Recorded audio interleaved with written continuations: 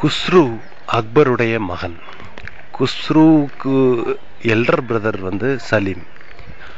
அக்பர் இறக்கும்போது அக்பருடைய மனைவியும் ஒரு ஹிந்து மனைவி தான். அதே போல குஸ்ருவோட மனைவியும் ஒரு ஹிந்து மனைவி தான். அதனால ராஜா மான்சிங், அதாவது குஸ்ருவோட மாமனார், அக்பருடைய மாமனாரும் சேர்ந்து, ஏன்னா அக்பருக்கு மனைவியும் ஒரு ஹிந்து தான்.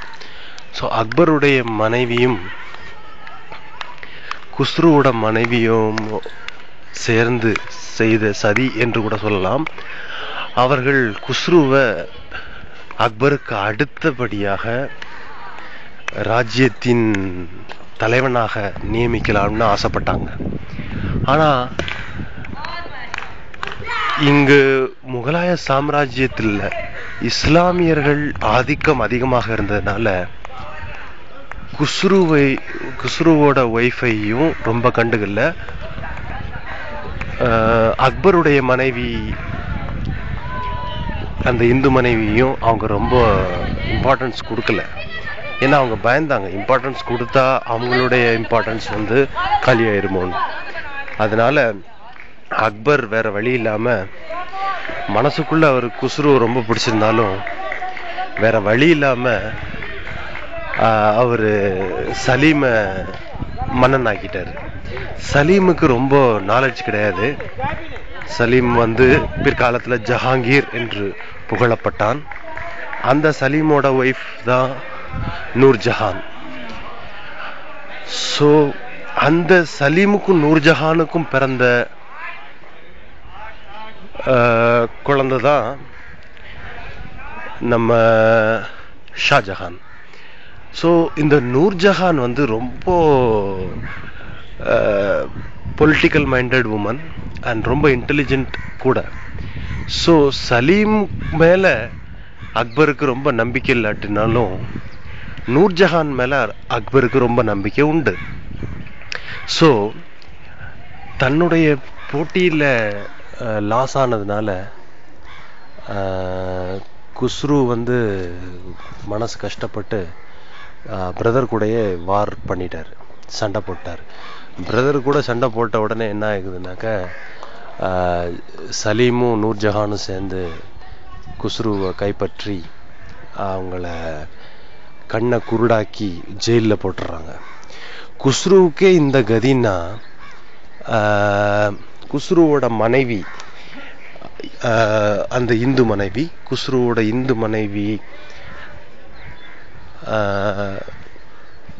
மான்பாய்க்கு என்ன கதி ஆயிருக்கும் அப்படிங்கிறத நம்ம யூகிக்க முடியுது.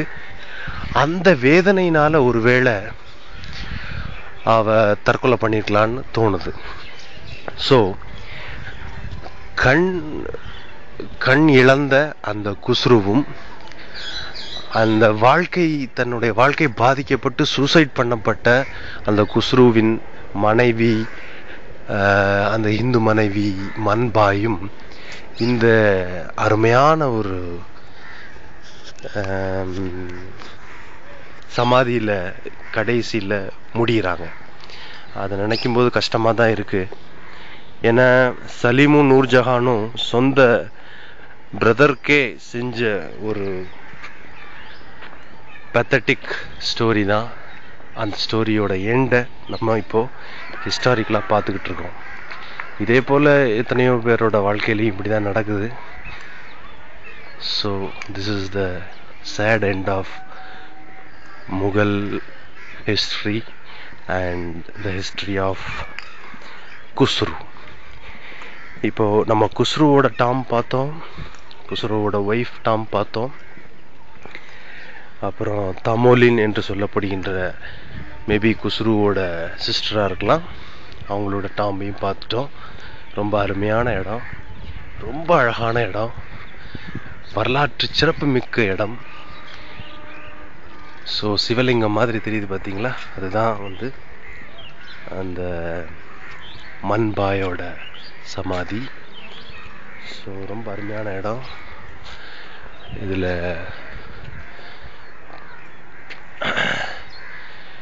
இந்த சலீம் நூர்ஜஹானுக்கு பிறந்த மகன்தான் குர்ரம். இந்த குர்ரத்தோட பேர் தான் later on came to be known as Shahjahan. So இதெல்லாம் கட்டினதுக்கு அப்புறம்தான் பிற்காலத்தில் தான் தாஜ்மஹாலே கட்டப்பட்டது.